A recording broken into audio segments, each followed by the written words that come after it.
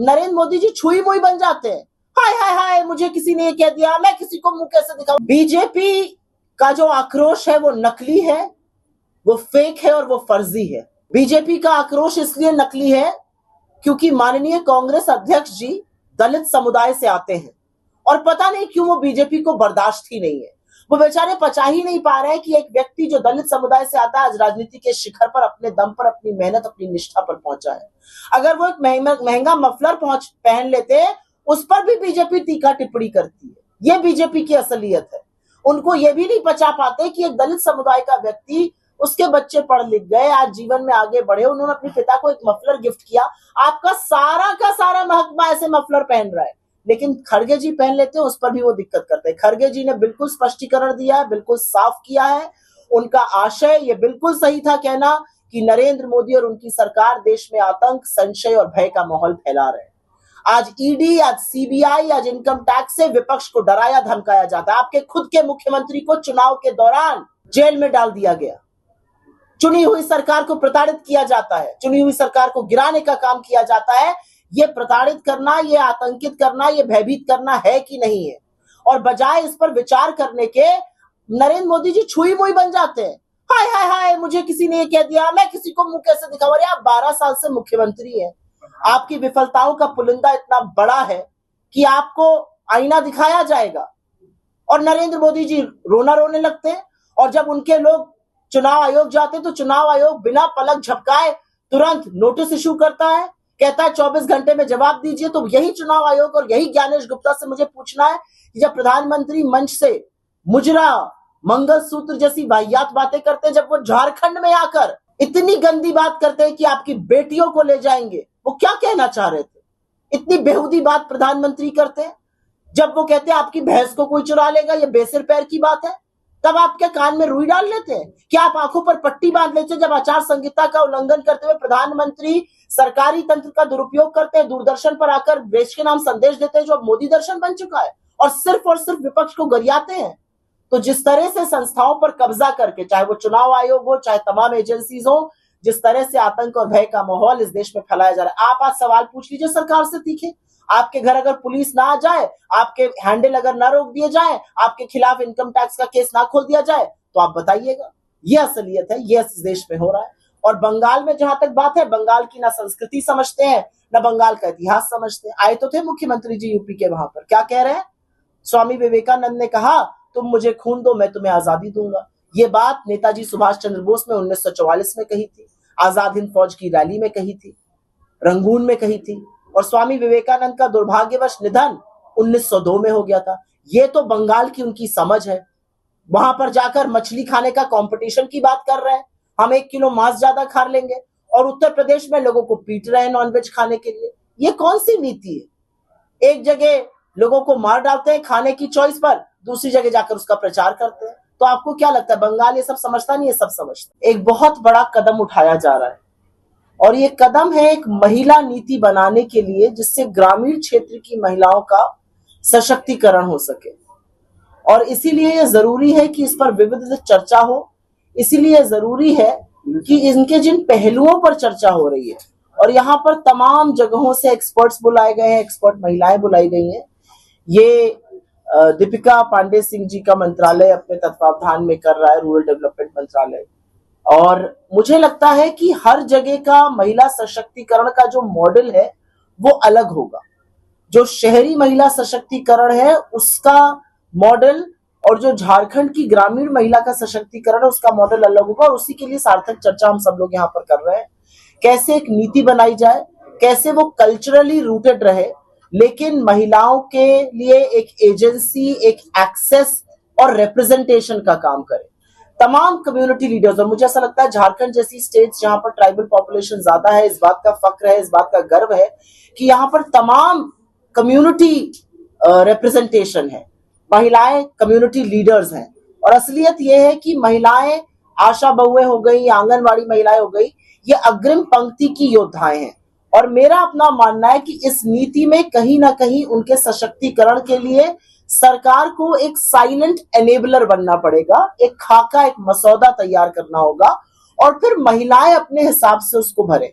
Self help groups हो गए, easy access to credit हो गया, इंटरेस्ट फ्री क्रेडिट या लोन हो गया, इस तरह की बातों पर चर्चा जरूर हो। लेकिन इसके साथ साथ क्या एक इक्विटी इंडेक्स होना चाहिए, जो सालाना इक्विटी इंडेक्स होता है कि आज जेंडर इक्विटी कहां पहुंची, क्या इसमें बेस्ट प्रैक्टिसेस जो दुनिया में और देश में देखी जा रही है वो होनी चाहिए। और महिलाओं को सशक्त करने के लिए ये एक बड़ा कदम है, मैं इसका स्वागत करती हूँ और ये मैं अपना सौभाग्य मानती हूँ कि मुझे इसमें बुलाने का मौका मिला और मुझे अपनी बात कहने का अवसर मिला। लेकिन क्योंकि महिलाओं की बात हो रही है तो बिना राजनीतिक चर्चा के वो बात नहीं हो सकती है। और असलियत यह है कि महिलाओं की भी सुध लेने की जो बारी थी वो कांग्रेस और हमारे घटक दल की सरकार को याद आई। बीजेपी चाहती तो ये बहुत पहले कर सकती थी, लेकिन उन्होंने ऐसा नहीं किया। लेकिन इस बात का मुझे दुख है कि जब आज हम झारखंड की महिलाओं के, ग्रामीण महिलाओं के सशक्तिकरण की बात कर रहे हैं, एक सार्थक कदम उठा रहे हैं और इस साल उनके लिए एक बड़ी नीति आएगी जो अभी तक इस प्रदेश में नहीं है। 26 साल हो गए इस प्रदेश को बने हुए। आज देश की आधी आबादी अपने हक के लिए लड़ रही है और अपने हक के लिए, अपने वजूद के लिए, अपने रिप्रेजेंटेशन के लिए लड़ रही है। और केंद्र की जो भाजपा की सरकार है, जिसके मुखिया नरेंद्र मोदी जी हैं, वो महिलाओं को रिप्रेजेंटेशन देने से लगातार कतराते रहे। आज 543 सीट पर महिलाओं को 1/3 आरक्षण मिलकर 181 सीटें महिलाओं के लिए रिजर्व हो सकती हैं। हम बार बार विपक्ष में होने के नाते ये बात केंद्र सरकार से कह रहे हैं, आप 543 सीटों में आज रिजर्वेशन दीजिए, समूचा विपक्ष आपका समर्थन करेगा। आप पिछड़ी महिलाओं को इससे क्यों निकाल रहे हो? पिछड़ी महिलाओं को एक कोटा दीजिए। लेकिन इन सब बातों को अनसुना करते हुए महिला आरक्षण के पीछे छिपकर ढोंग किया गया। इस देश में अलोकतांत्रिक परिसीमन लागू करने की कोशिश की गई, जातिगत जनगणना से बचने का प्रयास दिखा। मैं छोटे से आम का सीजन है, खूब बढ़िया बढ़िया आम अभी आए खाने को मिलेगा। एक बड़ी सी टोकरी है, उसमें 543 आम है। जब शिल्पी जी मेरे पास आम मांगने आई तो मैंने कहा नहीं नहीं नहीं, मैं आपको इस टोकरी से आम नहीं दूंगी। जब दूसरी टोकरी आएगी, जब मेरे पास 850 आम होंगे, तब मैं आपको आम दूंगी। यही काम नरेंद्र मोदी कर रहे हैं। उनके पास एक टोकरी है, उनके पास 543 सीटें हैं, उसी में से देना है, 181 को दे दीजिए। और असलियत यह है, अगर आपकी मंशा साफ होती, अगर आपकी नीयत में खोट ना होती, तो आपने ये 2014 के तुरंत बाद कर दिया होता। आपके पास प्रचंड बहुमत की सरकार 2014 में थी, 2019 में थी, आपने ऐसा नहीं किया। आपने 2023 में महिला आरक्षण का बिल पास कराया, सर्वसम्मति से पास हुआ, लेकिन उसमें भी हमारे कहने के लाख बावजूद आपने वो शर्तें नहीं हटाई, जनगणना और परिसीमन की शर्तें लागू करी। महिला आरक्षण में किंतु परंतु अपितु करते हुए आपको इस देश की सारी महिलाओं ने देख लिया है। आप जन आक्रोश यात्रा निकाल रहे हो और असलियत यह है कि आपका पासा पलट रहा है। आपको असल में जन आक्रोश का सामना करना पड़ रहा है। महिलाएं अपना हक मांग रही हैं, महिलाएं समझ रही हैं कि आप महिला आरक्षण के नाम पर ढोंग कर रहे हैं। मैं वापस मुद्दे पर आऊंगी और आज का मुद्दा महिला सशक्तिकरण है। एक तरफ बीजेपी महिलाओं का हक मार रही है, एक तरफ बीजेपी 33% रिजर्वेशन जो हमारा हक है, ये कोई खैरात नहीं है, देने के लिए तैयार नहीं है। और दूसरी तरफ हमारी सरकार, हमारा नेतृत्व, हमारी महिलाएं महिलाओं को सशक्त करने के लिए, महिलाओं का एम्पावरमेंट के लिए, महिलाओं की सुरक्षा के लिए आगे बढ़ रही हैं और ऐसी नीतियां ला रही हैं। उनको बहुत बहुत बधाई और यहाँ की सरकार को बधाई कि ऐसा कदम उठाया जा रहा है। बहुत सिंपल है मिलना, बहुत ही सिंपल है।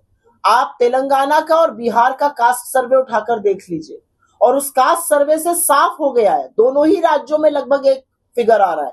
उस कास्ट सर्वे से साफ है कि ओबीसी की क्या जनसंख्या है और उनका रिप्रेजेंटेशन नहीं है। आप नियत तो बनाइए पहले, आपकी नियत ही नहीं है रिजर्वेशन देने की। आपके पास 543 सीटें हैं, उस पर रिजर्वेशन आज मिल सकता है, आप उस पर रिजर्वेशन क्यों नहीं दे रहे हैं? और बजाय रिजर्वेशन देने के, बजाय ये मानने की कि आप गलत कर रहे हैं, आप चोरी और ऊपर से सीना चोरी कर रहे हैं। आपके मंत्री, आपके मुख्यमंत्री, आपकी सांसद लोग घूमकर जन आक्रोश यात्राएं निकाल रहे हैं। मैं यूपी से आती हूं। यूपी के मुख्यमंत्री ने 2009 और 2010 में मुंह खोलकर कड़े शब्दों में महिला आरक्षण का विरोध किया था। आज वो महिला आरक्षण की बात कर रहे हैं। जिस प्रधानमंत्री ने 29 मिनट के अपने वक्तव्य में आचार संहिता का उल्लंघन करते हुए 58 बार कांग्रेस का नाम लिया, मैं उनसे पूछना चाहती हूं, आप इस देश के प्रधानमंत्री हैं। इस देश में ये दुर्भाग्य है कि आज भी कई ऐसे इलाके हैं जहां पर अजन्मी बच्चियों को इसलिए मार दिया जाता है क्योंकि वो लड़कियां हैं। भ्रूण हत्या एक रियलिटी है हमारे देश की, और आप राजनीतिक हमले के लिए बार बार भ्रूण हत्या की बात कर रहे हैं। भ्रूण हत्या तो बेटियों की होती है ना, आप तो बेटियों के सशक्तिकरण के लिए निकले थे। तो मेरा अपना मानना है कि नीति और नियत दोनों में खोट है। एक बार एक कदम तो आगे बढ़िए, फिर देखिए विपक्ष कैसे छलांग मार के आपके साथ चलता है। लाइव लगातार के वीडियो को लाइक करें, सब्सक्राइब करें और बेल आइकन को